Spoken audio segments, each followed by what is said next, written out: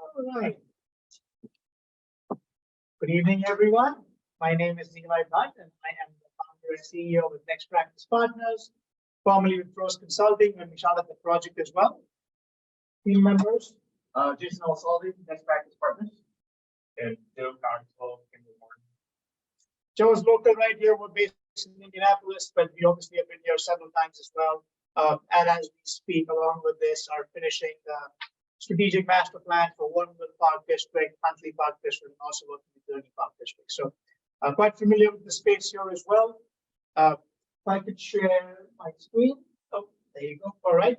So very quickly, as we think in terms of this plan, in a nutshell, these are the three high-level phases. And I know you all have seen this, and the repetition is just to get us up to speed. For those that are seeing, how many of you are seeing a presentation on this for the first time?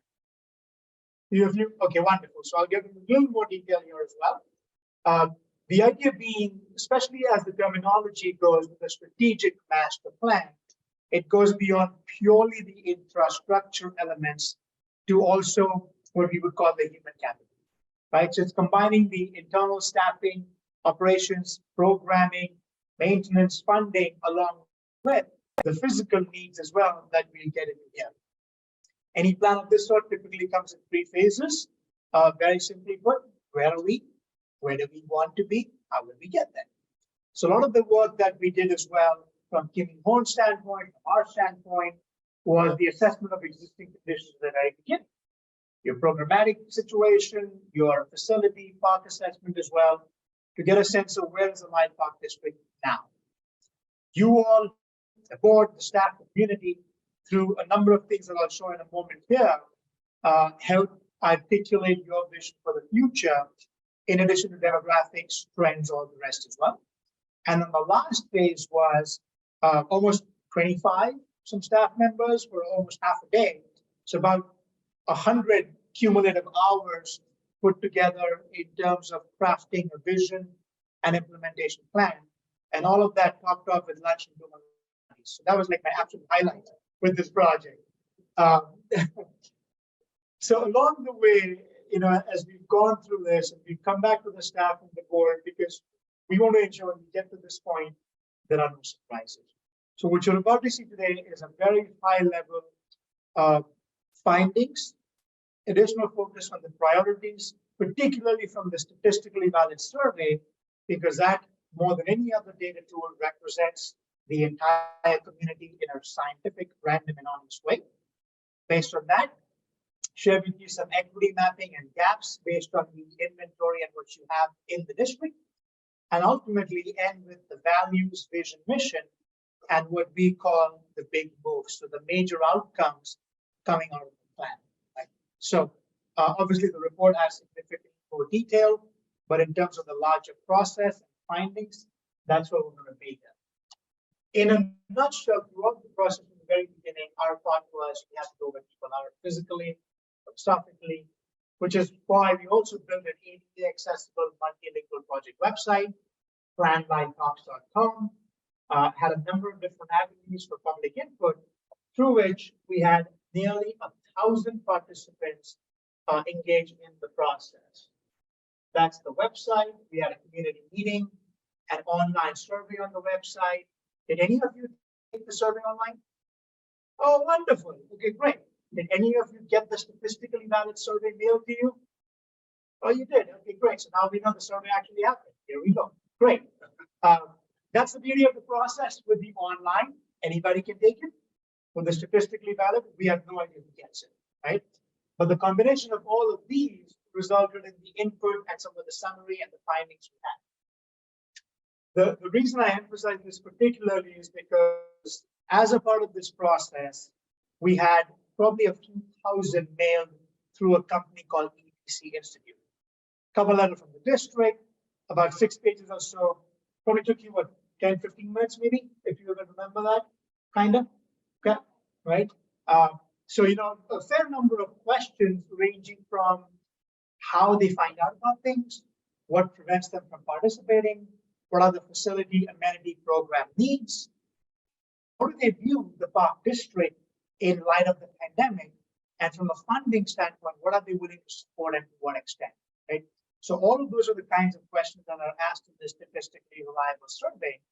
And then we sort of mirror the questionnaire in the online survey. That's where the results come from. Now, all this, by the way, the one really exciting part here, and in my 15 years plus of doing this, I've never seen such a high percentage increase in their response rates. So for your population, the sample size required to be statistically reliable is 350 surveys. We exceeded that by over 20%, which is a credit to you and the community for responding to the survey in such high numbers.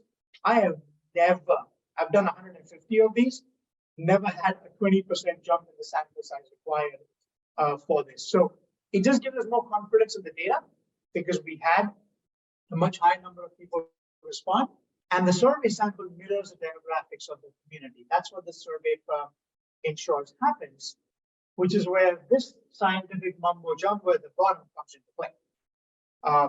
If all you did were public meetings or online surveys only, and 100 people like me took the survey online or showed up to the meeting, you better believe the most important thing in life is cricket fields. And that's not true, but that's what you're going to get. Which is why the statistically valid process is so important, because it includes users, non-users, different age, race, ethnicity, gender, how long has somebody lived in the district, all of that put together.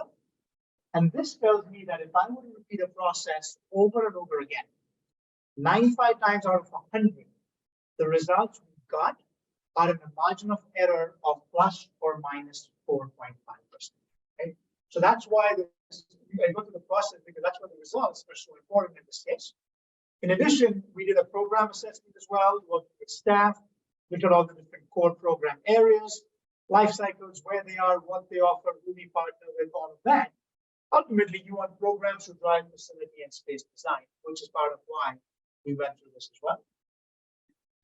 And this is what all of that led to the priority investment ratings. So I want to share the next two slides with you.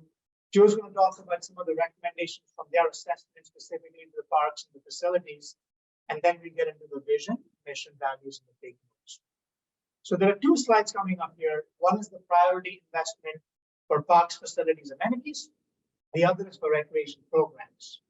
This is entirely done by EDC Institute survey data as the first pass. And in the survey questionnaire, they have a list of questions. Those of you that have took the online survey, you probably saw a list of programs and amenities where it asked you, do you have a need for something? Yes or no? Then it followed up by saying, okay, if you said yes, to what extent is your need being met? Fully met, 100%, mostly met, 75%, unmet, 50%, mostly unmet, 25%, or completely unmet, 0%. So anybody that says, yes, I have a need, and my need is unmet at 50% or lower, or my need is met at 50% or lower, that becomes an unmet need. Then for the same list, we ask folks, is this important to you, right? So rank them as the first, second, third, or fourth most important facility, amenity, or program as well. The reason this duality of questioning is important is, yeah, of course. So what we really want to have is people that say they have a need that is unmet and something is also important to them. If you take just one or the other, I know for a fact that in the Park District, cricket fields are a huge unmet need, but they're important to 5 people. So it's not a community, right? On the other hand, one could say playgrounds are very, very important. But as I'll show you shortly after in the maps here, they are not a huge unmet need because we have a lot of them among the parks as well, right? So part of the idea is you want to look at, as leadership, as decision makers, as planning for the future of the district, what's the greatest good for the greatest number of people?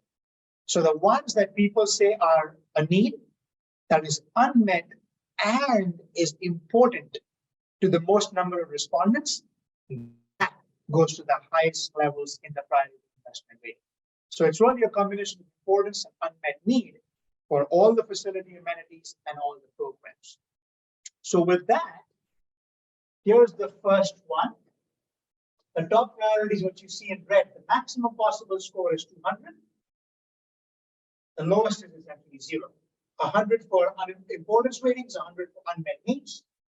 If you look at the top 6, number 1 is indoor pool and aquatic center. Number 3 is indoor walking and jogging track. And number 6 is indoor rec facility.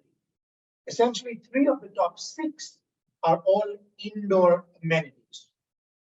Number 2 and number 4 are multi-use paved trails and unpaved trails. So in essence, I would say connectivity and indoor recreation make up 5 of the top 6 highest priorities for investment. Something I hadn't imagined I would see even maybe 5 years ago. Pickleball courts are now in the medium priority. Right? Some other amenities that are much lower are your sports fields, rectangular, diamond fields, etc. Because again, as you see in the map, they are important, but they're not a high unmet.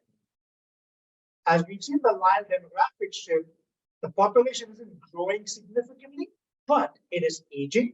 And I refuse to call them seniors, they don't behave like it. They're very much active adults, and it's diversifying, right? So that's the demographic shift that explains some of these areas too. We've seen across the country this phenomenon of pandemic pets. A lot more people in fight of isolation as well, or been lonely, or kids wanted one.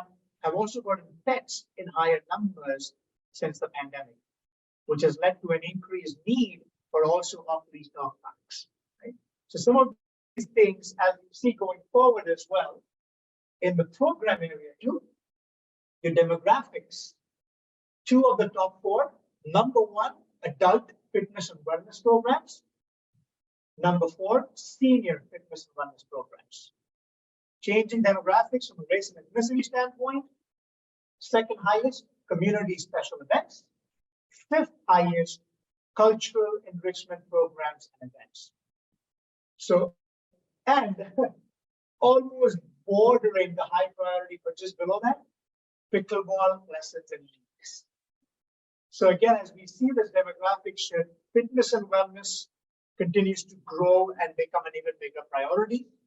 We have people that are active longer, living longer as well, that will continue to want and use these amenities and offerings that you have as well. So then I'm going to have Joe speak a second for this, and I'll show the equity maps as well as we go forward. Thanks, Lisle. My name is Joe Cogswell with Kimley-Horn. I was responsible for doing a general parks and facilities assessment. We took a look at quantity, quality, and condition of the assets. My colleague Dana Grove had previously presented to the board, and I'd just like to recap on some of the highlights. We had noticed excellent maintenance throughout the park district. We noticed excellent naturalized areas and excellent paths and trails. Those are some initial key takeaways that still hold true through the process. I'd like to, some of the key points I'd like to emphasize that we noticed that is part of this capital improvement plan is to just maintain existing buildings and facilities.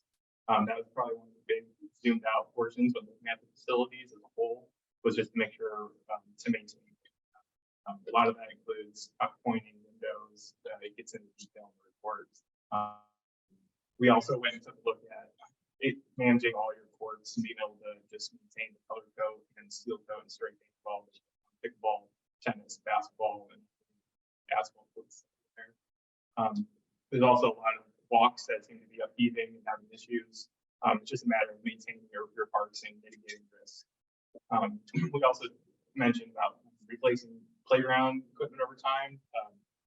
The average in the state of Illinois is 15-year replacement cycles. Alberta, not Alberta, but Lisle does a great job at maintaining the playgrounds and go way beyond their recommended lifespan. So that goes back and pays due to the maintenance of the staff and being able to extend it to those facilities. Some of the items identified through this process that we need more of is part of pickleball courts, a dog park, splash pad, additional shelters and pavilions, and signage and wayfinding including monument signs. That was one of the things we noticed as we walked through the parks. If you're not from there, it's hard to find some neighborhood parks. The signs are tucked way back into the parks, and it was difficult to say, is this path lead to the playground or not? And one of the recommendations is being able to make it transparent, so anyone that is not from that neighborhood, it's easy for them to find and have access to these parks. Great, thank you. So, in addition to this, based on the assessment they did, and they captured the inventory across the district as well, we wanted to get a sense of what do the residents in the park district have access to. So not just what the park district provides, but also through the school district offerings for other service providers to say, what is it that anyone within the district boundaries can access the parks, trails, recreation facilities, and amenities. Once we had that, based on the survey priorities, we had recommended levels of service, which were then mapped to show equity of access, right? So the idea is documenting in an objective, transparent way, how far does each amenity type go in serving the community, so that you then have a better sense of where are there gaps or where are there overlaps. So each of the amenities that we have were then mapped using GIS mapping, and it was based on population density. So if you have a certain amenity, if you have a higher density area, the ring in terms of service area will go out a very small distance because it captures far more people.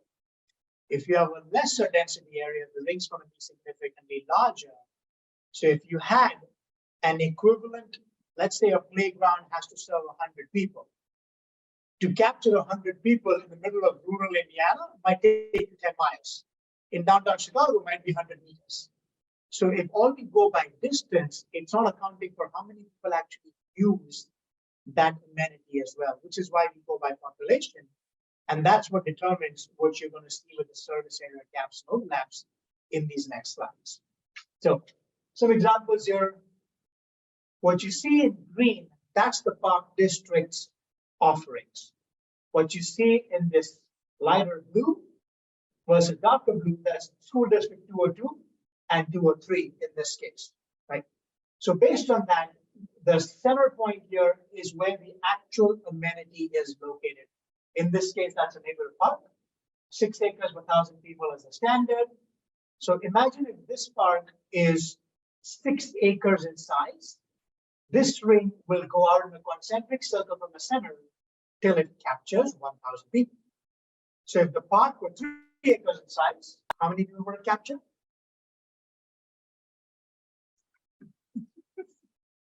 In this case, if it's 3 acres, it would get 500 people. At 6 acres per 1,000, right? So, yes. Can you explain the standard? What are those standards? Yeah, so these standard recommendations are based on, one, our operational experience, based on what we see, again, in the Midwest, especially where you are here as well, and based on the community's priorities. Because there may be standards for certain things that other entities or agencies want, but if your community doesn't find that a priority, there is no reason to recommend a high level of service. So these are customized level of service recommendations, which ultimately add up to an overall acreage recommendation, amenity recommendation, indoor square feet recommendation from what we've seen for comparable agencies, specifically here in the Midwest, specifically more in the Chicagoland area as well, right? So good question, thank you. Yes. So based on that, it's probably easy to see the West and the Southwest being significantly more served with neighborhood park acreage with multiple overlaps. Now, one could think that as I look at this, there are gaps for park land in some of these areas if you see this map in isolation. However, if you look at community parks as well, the gaps we saw that are not served by neighborhood parks are served by community parks. So literally right here, the community park here is in essence a community park from a classification standpoint, from a size standpoint. But for many people close by, this is their neighborhood park. I did the master plan for San Diego. Balboa Park, which is a global destination, is many people's backyard that they walk to every single day. So that's why it's important for us to understand As we look at these maps together, where there are truly gaps in the system, or is that simply a gap in a map, right? And they are two different things. So as we look at both of these, we can certainly see there are a significantly larger number of neighborhood parks. Community parks obviously serve a larger area as well. And your trails tend to almost overlap with the existence of your neighborhood parks. A lot more of them are loop trails within parks, not really connectors or providing the level of connectivity, which is where we see a higher unmet need in the survey results to when people talk about it. Ball fields, you're significantly well served. You saw in the survey priorities as well, they are a much lower priority for investment because it's not a very high unmet need. To the point where, as I look at this, especially the community park in the service area, look at how much more you serve outside the district already, right? You could conceivably get to a point where even if the service area were reduced by, let's say, one field, you would still continue to serve the park district in its entirety. Similar to a slightly lesser degree for multi-purpose fields as well, between the park district and the other providers. Tennis courts, a lot more overlap as well. But here's where when we're limited for land, when acquisition or new land may be trickier, one of the things that we see agencies starting to think more and more about is, can we reimagine, repurpose existing amenities which are overserved to fill gaps that are underserved? So here's where we have overlaps for tennis and gaps for pickleball. Now, this isn't anybody's opinion to say, look, I need more pickleball courts. This is your service area showing. You have gaps in certain areas. And there's more than just this map that goes into it, but it's also a function of, is any available space that is overlapping close to neighborhoods? Noise is an issue, parking, location, access, all of that, right? So there's more that comes. But this gives you a good defensible starting point to say, where might we be able to look at opportunities where we can repurpose something without taking away from the level of service for access for that amenity from the community, right? Skate parks, you have enough, you don't need more, you don't need to take away either. Similarly, sea lion, you have it, don't need more, but don't need to take this away either. Now, this is only a function of quantity, right? It simply says something exists. It doesn't mean the quality is perfect. That's where their assessment goes more into improving the conditions of what you have. But from a pure numerical standpoint, you don't need any more outdoor pools in the park district, is what this is really showing.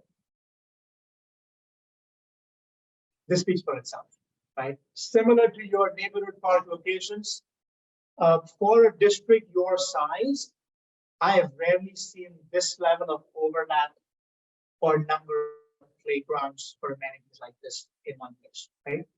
You do have a significant amount of overlap. And again, this is where the thought for you all comes into say, if we preserve parkland, is there still ways to repurpose certain amenities that are overserved to fill the gaps, like splash pads?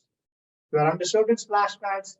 You mentioned dog parks, you're underserved in the dog parks as well. You're underserved in pickleball. So these may be some things to consider as you think of implementing the plan, because this is a system-wide strategic master plan. We're not going to every site saying this has to be here. But this gives you all a chance to look at these maps and say, where are there gaps and where are we underserved that we could possibly serve? By the way, this color is what is owned by the village. So the splash pad we see, that's part of the village of Lisle, and they are amenity as well. And then lastly, the biggest one is indoor recreation space, right? We saw this in the survey priorities, as you saw 3 of the top 6 were high priorities for investment. That was one.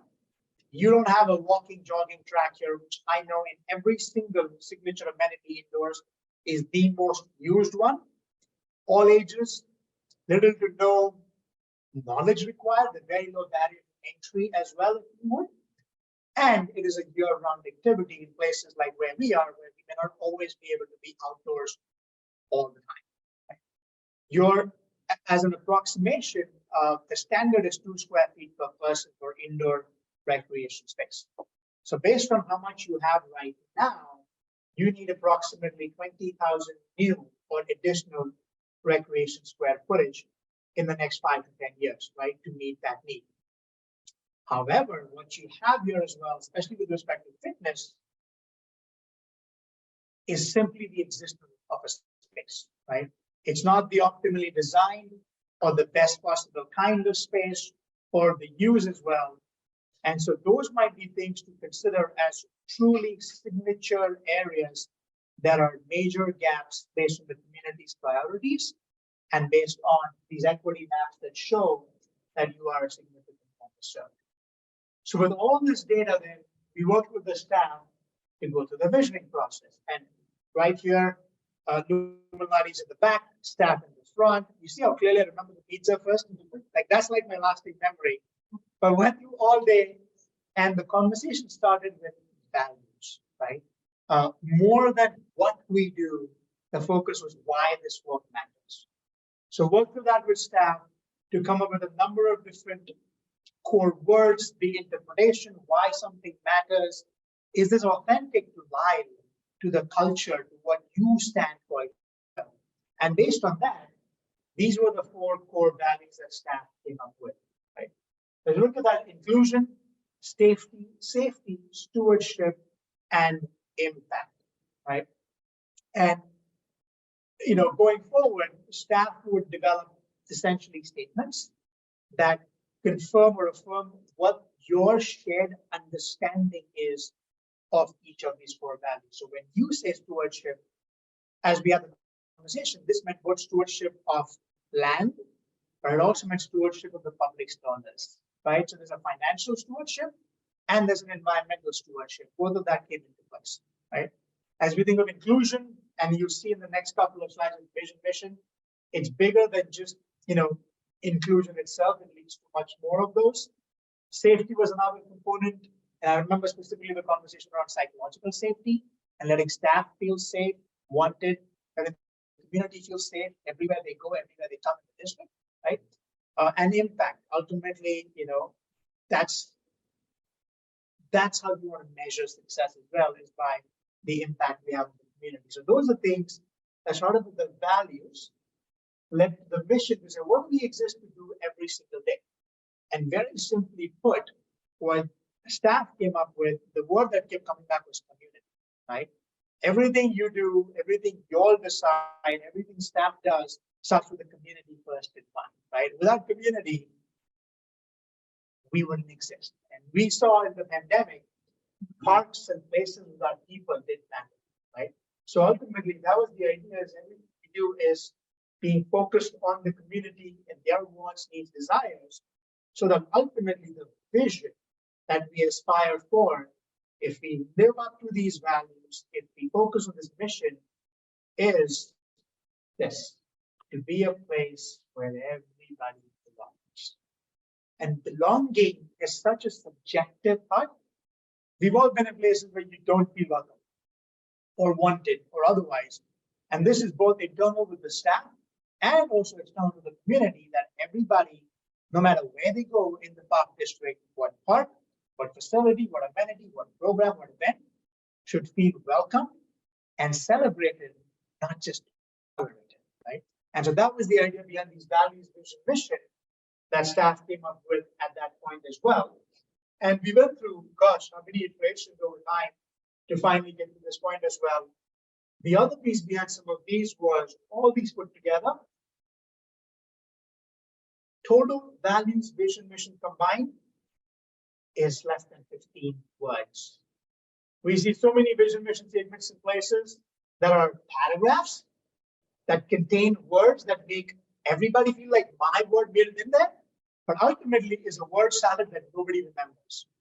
And so the idea very much was, tomorrow, can a 16-year-old lifeguard look at this and know the mission, right?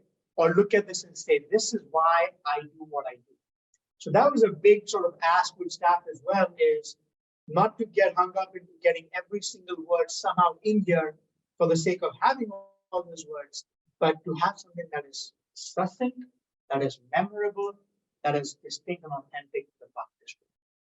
So with that asked, then the final piece we got into were the big moves as well. And these were the 5 big moves that we landed on as well, right? These are alphabetically listed. But the first thing, as you saw, these are major outcomes in the next 5 to 10 years, right? So looking at the first one, we say indoor, multi-purpose, multi-generation space. You saw that throughout the survey, the mapping, all of that clearly is a big priority. That is something that working with the staff and our recommendation, we put out there. The other piece is funding sources, right? Diversifying beyond your existing funding sources. But what are the other ways? There isn't one single magic bullet that's going to solve anybody's problems. But the reality is with increased minimum wages, with inflation, especially the last year plus that we've seen as well, costs are going to keep rising more than what we can keep up with unless we find other sources of revenue too.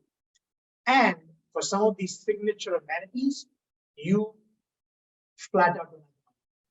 So it's either going to have to be an external source, in this case, a referendum, to get to external funding where the community says these are things we value and are willing to pay for it, which they did say in the survey, or some of these major amenities are just not going to happen, right? And that's the reality. The other piece is balance the staffing, recruitment, retention. Every single agency in the last couple of years we've seen has struggled to hire and keep people as well, right? And it's not anyone's fault as much as the pandemic's changed us, right? A lot of people want the flexibility. There's more gig work. There's more online opportunities. You can get paid a lot more to work at a fast food joint than you could at a Park District as well, for example, for younger folks too. Among other factors, that's always been a tricky thing. So as we go forward, if we're looking to keep what we have and meet the community's needs, we need to take care of the staff. In your case, I see right here at this table, leadership combined that have probably 70, 80, 90 years between 3 people here of experience as well, which is phenomenal. But what happens when your leadership transitions in the next coming years, right? Succession planning, building the next wave of leadership is going to be important so your institutional knowledge, the relationships are not lost. That's the existing. The other part of this is we may not have enough people in general to do all the work or be able to afford between salary, benefits, and the cost to do all the work we have. That's why the other staffing model is automation and artificial intelligence. Right? More and more from striping lines to moving to trash pickup, we see robots and machines anyways that are out there. We need to take advantage of that. This is not automation versus people. This is automation complementing people, right? And helping alleviate things from the staff in a far more efficient, financially sustainable way. Secondly, and this is literally the last 100 days maybe, is the way artificial intelligence has exploded. Any of you heard of Chat GPT, right? So you think of today's times from writing copy to summarizing our meeting notes that Jason uses and I use, to coming up with visual imagery that your marketers could use. Things that would take hours now take seconds at the very most minutes. That's another way for us to complement, even in the day-to-day work that we do, something that AI can be a baseline for that your staff can improve upon. This is here to stay, and these are the models we have to think of as we go down the next 2, 3, 5, 10 years for how the growing needs will be complemented by your staffing models between existing staff, contract, automation, artificial intelligence, all of this together. Okay. The last 2 pieces here, one of the biggest barriers in the survey that we found, 1 in 3 people on average do not participate in what is offered by a park and rec agency because they don't know what is being offered, right? There's enough noise out there from TikTok to Netflix to everything else. People have 10,000 things more to do. So that's where greater awareness, more focus on storytelling. I have loved walking into your halls because of how stunning the pictures are, right? But I have to be in the building to see all of this, right? How do we grow everything up, right? As people visit, as new people come, all the rest, we have to keep telling that story. So that's where looking at marketing, communication, storytelling, not as an expense, but as an investment, because that is actually what also brings in greater awareness, leads to greater participation, which leads to greater revenue, right? That's the continuum as well that we have to invest in. And then lastly, this is an overarching theme in general, given the times, we recommend more and more take care of what you have first, right? Take care of your people first, take care of your existing offerings, and in this case, improve, expand will be improving, expanding, modifying existing where appropriate, and building new where you absolutely have gaps. So these were, in a nutshell, the 5 major outcomes across all the staff conversations, our observations, recommendations, survey, all of that put together, that if you look back in 5 and 10 years, you want to be able to say, we did it. So that in a nutshell is the recap, our 12 months and about 25 minutes. The next steps really, as Dan spoke to, the draft report. The first version is back with us with feedback. By next week, we'll have it to you and to you all. Your feedback will then be woven into it. And ultimately, the idea being that at the end of next month, ideally, to have the plan adopted so you can really start the implementation program. So with that, I'm happy to answer questions, take any feedback, first as well.